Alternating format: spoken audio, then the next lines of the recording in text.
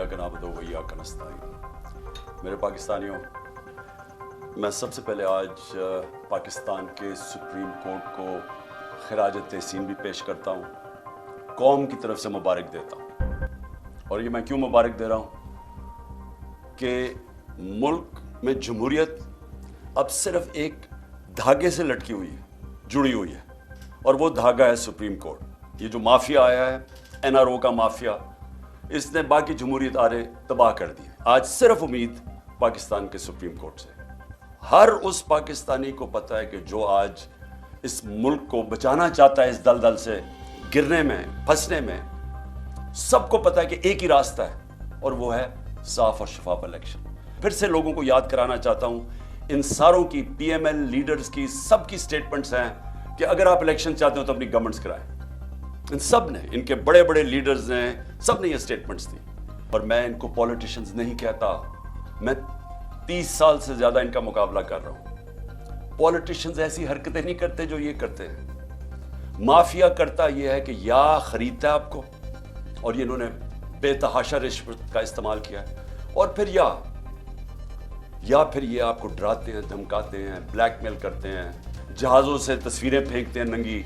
इन्होंने आप एक और नैब अमेंडमेंट लेके आ रहे हैं, और ये मैं आपको बता दूं कि ये वो कैबिनेट है, 60% कैबिनेट के लोग जमानत पे थे करप्शन केसेस पे, और जो इस वक्त प्राइम मिनिस्टर बैठा हुआ है, ये और इसके बेटे को, ये अंडर ट्रायल थे, इनको सजा होने वाली थी। 16 अरब रुपए का जो मकसूद चपरासी का जो FIR का केस था, जनरल बाजवा ने एक अंडरस्टैंडिंग दे कि तब बचाया शहबाज शरीफ को और इसको ऊपर बैठाया, क्योंकि शहबाज शरीफ से अंडरस्टैंडिंग ये थी कि जनरल बाजवा को ये एक्सटेंशन दिलवाएगा। ये सारी एक्सटेंशन के लिए उसने किया, और इन्होंने अपने आप को बचाने के लिए। वो और बात है कि नवाज शरीफ अड़ गया, क्योंकि नवाज शरीफ तो भूलता नहीं है। वो जब तक अंपायर उसके साथ ना हो, वो उसको समझता है कि वो उसके खिलाफ है। उसको कोई न्यूट्रल अंपायर की उसके ज़हन में समझ नहीं आती। पैनमा के अंदर सजा हुई नवाज शरीफ को, तो वो कभी नहीं भूला कि वो समझा था कि जो 2 ब्रिगेडियर्स थे JIT के अंदर, उनकी वजह से सजा हुई है, और वो कभी उसने माफ नहीं किया, इसलिए एक्सटेंशन नहीं मिली।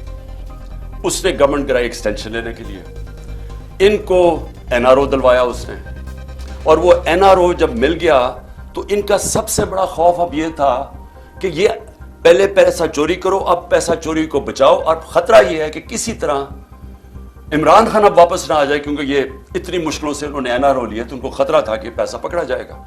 मेरे पाकिस्तानी याद रखें कि सिर्फ और सिर्फ ये अपनी चोरी बचाने के लिए ये मुल्क का सारा निजाम तबाह कर रहे हैं। और जो अफसोस है मुझे कि हमारे मुल्क में वो लोग हैं जो मुल्क के मुहाफिज हैं, जिनके पास पावर है, जो एस्टेब्लिशमेंट है, वो जाके इनके साथ खड़ी हो गई है। और ये मिल के हो क्या रहा है कि मुल्क का निजाम तबाह किया जा रहा है, सिर्फ और सिर्फ किसी तरह इमरान खान ना आ जाए वापस। इलेक्शन क्यों नहीं करवा रहा है? क्यों नहीं पैसा इलेक्शन के लिए है? क्यों जनाब सिक्योरिटी प्रॉब्लम है? क्यों जनाब सारे इदारे खत्म कर रहे हैं? क्यों केयर टेकर गवर्नमेंट? ये सारा आपको समझ आ जाएगी। एक 1 पॉइंट एजेंडा है, इमरान खान ने नई इलेक्शन मौका देना जीत के आए, क्योंकि अगर वो आ गया तो ये सारी जो इनकी चोरी है वो पकड़ी जाएगी, वो वापस फिर केसेस खुल जाएंगे। उसका डर है बस। जो अपना नैब का चेयरमैन लेके आए, उसने भी आखिर में हाथ खड़े कर दिए, उसने कहा मैं ये नहीं आपके लिए काम कर सकता। अब एक और जनरल साहब को लेके आए हैं कि जनाब अब आप, नैब का सिर्फ काम रह गया एक ही चीज कि किसी तरह ऑपोजिशन को हमें कैसे दबाना है। सारे इनको माफ कर दिए केसेस, 1100 अरब रुपए की। अब कैसे ऑपोजिशन के खिलाफ इंतकामी कार्रवाई करनी है? FIA का क्या काम रह गया? इनके केसेस खत्म करके हमें हमारे खिलाफ कैसे इंतकामी कार्रवाई करनी है? पुलिस, वो आदमी इस्लामाबाद में जो लेके आए हैं IG, इसको सजा होने वाली थी। सेफ सिटी प्रोजेक्ट में ये पकड़ा गया था करप्शन में, इसको सजा होने वाली थी। शहबाज शरीफ उठा के उसको वहां ले गया। अब क्योंकि उसको डर है कि उसको सजा हो जाएगी, वो पूरे इसके गलत काम करने के लिए तैयार है। पार्लियामेंट का इदारा कैसे खत्म हुआ? राजा रियाज जो नून के टिकट पर लड़ना चाहता है, उसको ऑपोजिशन लीडर बना दिया। तो पार्लियामेंट भी कभी चलती है ऑपोजिशन के बगैर? पार्लियामेंट खत्म। केयर टेकर क्यों बनाई गई थी? केयर टेकर का मकसद सिर्फ एक था कि एक न्यूट्रल अंपायर आएंगे और वो साफ और शफाफ इलेक्शन करवाएंगे। इलेक्शन कमिश्नर ने शहबाज शरीफ के साथ बैठ के और फजल रहमान के साथ बैठ के पूरी इनकी केयर टेकर गवर्नमेंट बनाई, और ये हैंडलर्स ने साथ बैठ के ये जो पंजाब की गवर्नमेंट और KP की बनाई है केयर टेकर। سارے ہمارے مخالفین کو لا کے کیئر ٹیکر گورنمنٹ میں بٹھا دیا، اور پھر کیئر ٹیکر نے وہ کام کیے جو کوئی تصور نہیں کر سکتا. وہ کوئی عام گورنمنٹ بھی کرے، یعنی ایک پولیٹیکل گورنمنٹ، الیکٹڈ گورنمنٹ بھی کرے، وہ بھی کوئی تصور نہیں کر سکتا جو انہوں نے جس طرح کی ہیومن رائٹس وائلیشن کی. الیکشن کمشنر سب سے زیادہ اس میں ملوث ہے. وہ بالکل ان کا غلام، نیوٹرلز کا غلام. اس نے ہر کام وہ کیا جس نے ہمیں ہر طرح نقصان پہنچایا. باز گل کو پکڑا، اس کو ٹارچر کیا، اور وہ ایک آفیسر جب سے پوسٹ ہوا، میں نے جنرل باجوہ کو اس کی کمپلینٹ کی، میں نے اپنی طرف سے میسج بھجوائی، اس پریزنٹ جو آرمی چیف ہے ان کو بھی میسج بھجوائی کہ جب سے یہ آفیسر آیا ہے جس طرح کی ہیومن رائٹس وائلیشن ہوئی ہیں کبھی کسی پولیٹیکل پارٹی کے خلاف نہیں ہوئی. اور جس طرح پھر اعظم سواتی کو اٹھایا گیا. اعظم سواتی نے کیا کہا تھا کہ ایک ٹویٹ کی تھی کہ general Bajwa thank you for NRO 2، کہ آپ نے یہ پہلے NRO 1 مشرف نے دیا تھا، آپ نے NRO 2 دے دیا. ساری قوم کو پتا ہے جنرل باجوہ نے دیا، اور ہمیں یہ بھی پتا ہے اپنی ایکسٹینشن کے لیے دیا تھا. ایک ٹویٹ کی، اس کے گھر 3 بجے رات کے بچے، اس کے گرینڈ چلڈرن یعنی پوتے پوتیوں کے سامنے اس کو مارا، پھر اٹھا کے لے کے گئے، اس کو پھر ننگا کیا، پھر اس سے یہ تشدد کیا، پھر ریکارڈنگ کی، اس کی تصویریں بنائی، اور وہ جو اس کی فلم بنائی ہے وہ دکھائی گئی ہے. ہمارے ایک MP نے مجھے خود بتایا کہ جب اسے کہہ رہے تھے PTI چھوڑ کے دوسری طرف چلے جاؤ تو اس کی تصویر دکھائی. یہ تمہارے سے ہو سکتا ہے. یہ جو ہیومن رائٹس وائلیشن ہو رہی ہے یہ صرف ایک مقصد کے لیے. یہ مجھے جو قتل کرنے کی کوشش کی وہ اس لیے تھی کہ PTI کی پاپولیرٹی بڑھتی جا رہی تھی، مقبولیت عوام میں بڑھتی جا رہی ہے. اللہ کا کرم ہے، لوگوں کے دل اللہ موڑتا ہے. تو وہ جتنی اوپر جا رہی تھی، اور بائی الیکشن میں 37 میں سے 30 ہم جیت گئے. تو اس وقت انہوں نے پلان کیا مجھے مروانے کا. اس کے بعد انہوں نے وہ اٹیمپٹ کیا، اللہ نے بچا لیا. پھر ساری ایویڈنس انہوں نے ختم کی، JIT کے جتنی بھی JIT کو سیبوٹاج کیا. اور میں بار بار کہتا ہوں کہ اگر یہ ملوث نہیں تھے تو کون تھے؟ اور یہ اتنے طاقتور تھے کہ ہماری پنجاب کی گورنمنٹ تھی پھر بھی ہم بے بس تھے. حکم وہ جی پیچھے سے حکم آیا، پھر ضلع شاہ کو پکڑ کے ٹارچر کر کے مارا، پھر جھوٹ بولا، پہلے کہا قتل ہوا ہے، پھر جھوٹ بولا کہ نہیں ایکسیڈنٹ ہوا ہے. جو پوسٹ مارٹم رپورٹ آئی اس میں 26 جگہ اس کو ٹارچر کیا گیا تھا. لیکن اس کے بعد جو انہوں نے 14 کو کیا، اب ہم نے عدالت میں اب اس کا کیس کیا، ہمارے پاس اب ساری ایویڈنس ہے. کیسے انہوں نے پہلے ایک DIG کو لے کے آئے، جبکہ ایک انسپیکٹر کا کام تھا وارنٹ ایشو کرنا. پہلے تو وارنٹ ایشو کرنی چاہیے تھی ان کو، بنی گالا اس کی پوری پروسیجر ہے. اور پھر سے وارنٹ کیا تھی کہ میں نے وہ صرف عدالت میں پیش ہونا تھا 18 تاریخ. میں پہلے سے کہہ رہا ہوں کہ میں عدالت میں پیش رہا ہوں، اس کے باوجود وہ وارنٹ ایک بجائے انسپیکٹر لانے کے DIG لے آیا. ہمیں تب ہی لگا، پھر 1000 پولیس جمع ہو گئی یہاں، پھر یہاں ٹیئر گیسنگ شروع ہو گئی. میں نے اپنے وکیلوں کو بلایا. میں آپ کو واضح کر دوں کہ میں نے وکیلوں کو کہا اگر میں نے کوئی قانون توڑا ہے، اگر قانون، کہ میں رول آف لا میں بلیو کرتا ہوں، انصاف کی تحریک ہے ہماری، میں نے کہا اگر کوئی میں نے غلطی کیا میں تیار ہوں. سارے میرے وکیلوں نے کہا کہ بالکل غلط کر رہے ہیں. اور انہوں نے کہا کہ میکسیمم اس میں یہ ہے کہ آپ ایک شیورٹی بانڈ دیں. میں نے لاہور ہائی کورٹ کے جو پریزیڈنٹ ہیں اشتیاق خان، میں نے ان کو شیورٹی بانڈ دیا کہ جائیں ان کو پولیس کو دیں. اور اس کے بعد قانون یہ کہتا ہے، جو سیکشن 75 ہے کرمنل پروسیجر کوڈ کا، وہ واضح ہے کہ ایک دفعہ آپ کو شیورٹی بانڈ دینے آپ کو کوئی نہیں پکڑ سکتا، آپ کو ریسٹ نہیں کر سکتے، کیونکہ عدالت میں تو پیش ہونا تھا. میں نے جان کے CCPO نے وہ شیورٹی بانڈ نہیں لیا. ادھر سے سب کو یہاں پتا چل گیا کہ ان کی نیت خراب ہے. سب کو پتا تھا جس طرح انہوں نے ضلع شاہ کو اٹھا کے قتل کیا. انہی لوگوں نے میرے اوپر واردات کی، یہ جو قتل کرنے کی یہی لوگوں نے کی. اور سب نے یہاں کہا کہ آپ کو بالکل ان کو ہم اریسٹ نہیں ہونے دیں گے، آپ قتل کر دیں گے آپ کو. انہوں نے کہا جی سرچ وارنٹ چاہیے. لاہور ہائی کورٹ نے باقاعدہ ان کو بتایا کہ کون سا آفیسر ہماری طرف سے ہوگا، SP گورنمنٹ کی طرف سے ہوگا، اور وہ پرمیشن سے یہاں گھر سرچ کیا جائے گا. وہ ہو گیا سارا، لاہور ہائی کورٹ نے کلیئر کر دیا. انسٹرکشنز دی کہ آپ نے گھر پہ کسی قسم کا اٹیک نہیں کرنا. میں جاتا ہوں 18 کی صبح اسلام آباد، گھر پہ دعویٰ بول دیتے.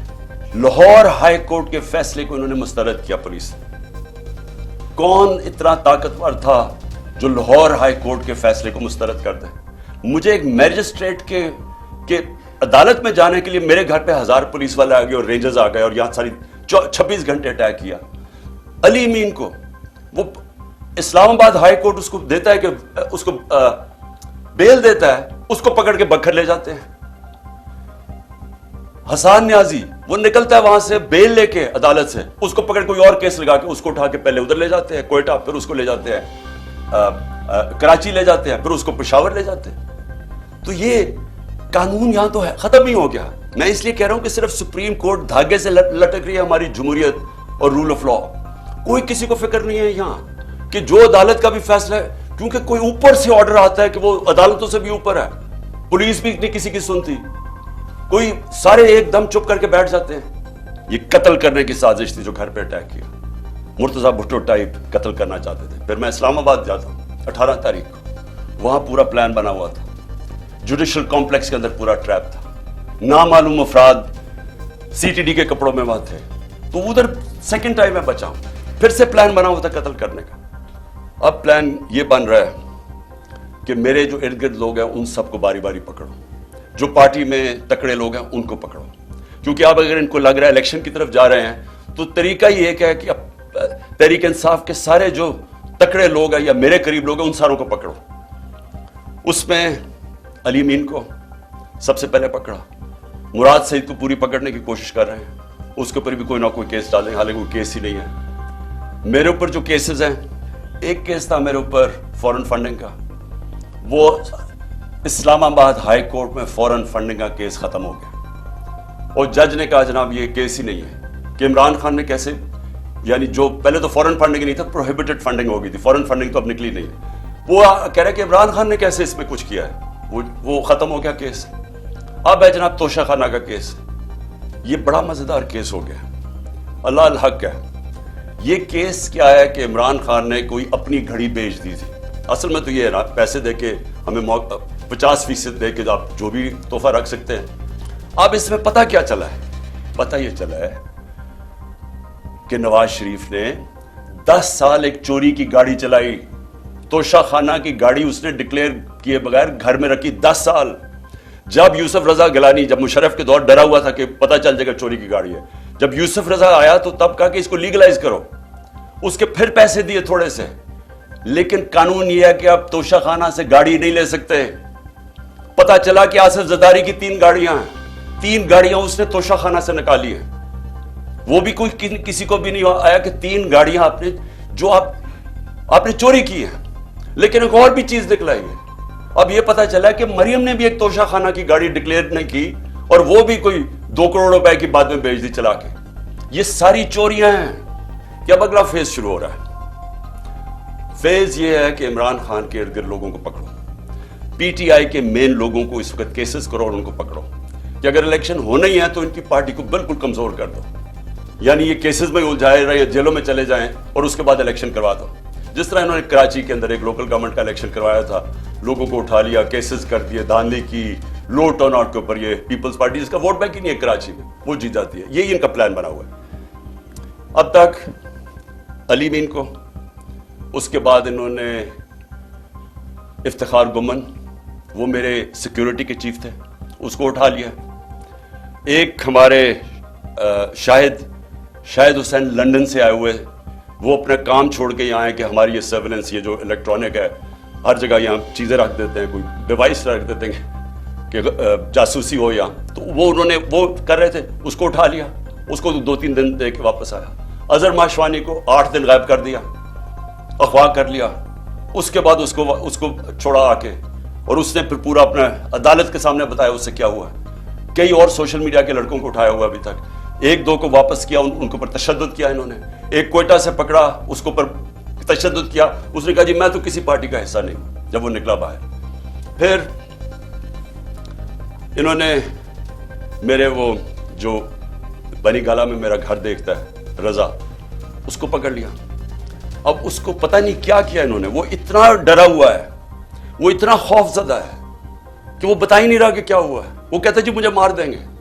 میرا سوال یہ ہے کہ یہ اگر سمجھ رہے ہیں کہ اسی طرح کر کے ہم چپ کر کے بیٹھے رہیں گے. میں آج جو ساری میری ٹاک وہ یہ تھی کہ میں نے ساری اپنی قوم کو آج بھی, اور میں تیار کر رہا ہوں, کال دے رہا ہوں اپنی پارٹی کو, اپنی قوم کو, کہ ہم نے اب سب نے پرامن احتجاج کی تیاری کرنی ہے عید کے بعد. انہوں نے 27ویں کے بعد پلان کیا ہوا اور پکڑ دھکڑ کرنا. یہ ان کی کوشش یہ ہے کہ زبان کے پاک کے اوپر بھی ایک اور واردات ہو. یہ ان کا پلان بنا ہوا ہے. اپنی قوم کو اب کہہ رہا ہوں کہ ہم نے یہ چپ کر کے بھیڑ بکریوں کی طرح یہ قبول نہیں کرنا جو ظلم ہو رہا ہے. میں اپنے سارے کارکنوں کو کہہ رہا ہوں تیاری کریں. میں ہر لیول پہ لوگوں کو کہہ رہا ہوں آپ تیاری کریں. ہمیں پرامن احتجاج کرنا پڑے گا. ہم یہ چپ کر کے یہ جو ظلم اب آگے کرنے بھی جا رہے ہیں ہم یہ سہنے نہیں لگے. اور اگر میں ان کو آخر میں ایک پیغام دینا چاہتا ہوں کہ اگر آپ کا خیال ہے کہ ان حربوں سے آپ ان چوروں کو ہمیں قبول کروا دیں گے, کہ آپ اگر یہ سمجھتے ہیں کہ ہم ان کو ایکسیپٹ کر لیں گے, یہ جو این آر او کے چور بیٹھے ہوئے اوپر, آپ کو نہ تاریخ کا پتہ ہے, نہ آپ کو سیاست کا پتہ ہے, نہ آپ کو پتہ ہے کہ پبلک جب ایک طرف کھڑی ہو جائے تو یہ حربے کامیاب نہیں ہوتے. اگر یہ خوف جو پھیلا رہے ہیں, ایک سال سے خوف پیدا کر رہے ہیں کہ جی ہم یہ کر دیں گے, ہم وہ کر دیں گے, کاٹا ڈال دیا عمران خان کے اوپر, آپ جیت ہی نہیں سکتے, ہر کو ہمارے لوگوں کو ڈیمورلائز کرتے جو بھی. اگر اس سے فرق پڑنا ہوتا تو آج اتنی لائنیں نہ لگی ہوتی تحریک انصاف کا ٹکٹ لینے کے لیے. میرے پاس ٹائم ہی نہیں ہے, اتنے زیادہ لوگ ہیں جو پی ٹی آئی کا ٹکٹ لینا چاہتے ہیں. ملک میں نفرتیں پھیل رہی ہیں, ادارے اور قوم کے بیچ میں فاصلے بڑھ رہے ہیں. میں اس لیے اپنی قوم کی خاطر آج کہہ رہا ہوں کہ اس قوم کو بچانے کے لیے خدا کے واسطے ابھی بھی ہوش کے ناخن ہو. اس وقت بھی ٹائم ہے, سوچ لیں کہ اس قوم کو بچائیں جس طرف جا رہے ہیں. یہ اس طرح اگر جس طرح ہم ابھی جا رہے ہیں, معیشت تباہ ہو گئی ہے, وہ تو ٹھیک ہو ہی نہیں سکتی جب تک الیکشن نہ ہو. اور جس طرح یہ نفرتیں پھیل رہی ہیں, یہ تو کسی وقت بھی کچھ ہو سکتا ہے پاکستان میں. اس لیے میں آج بھی کہہ رہا ہوں کہ سارے جو اس ملک میں جمہوریت چاہتے ہیں, پہلے تو سارے سپریم کورٹ کے ساتھ کھڑے ہوں, کیونکہ سپریم کورٹ ایک ہی چیز ہے جو ہمیں بچا رہی ہے ہماری جمہوریت کو آج. وہ اس کو اگر انہوں نے جو تقسیم کرنے کی اور جو بھی کوشش کر رہے ہیں, خدا نہ خواستہ اگر سپریم کورٹ ہماری بیٹھ جاتی ہے تو یہ جمہوریت ختم ہو جاتی ہے, کیونکہ اور کوئی ادارہ نہیں ہے جو اس وقت اس ملک کی جمہوریت کو بچا سکے. اس لیے ساری قوم کو ایک کہتا ہوں کہ اپنی آئین کے ساتھ اور سپریم کورٹ کے ساتھ کھڑے ہوں. اور دوسری میں ساری قوم کو کہہ رہا ہوں کہ اگر یہ اسی طرح چلتا رہا ہم سب کو نکلنا پڑے گا, اور میں انشاءاللہ آپ کو لیڈ کروں گا. پاکستان پائندہ باد.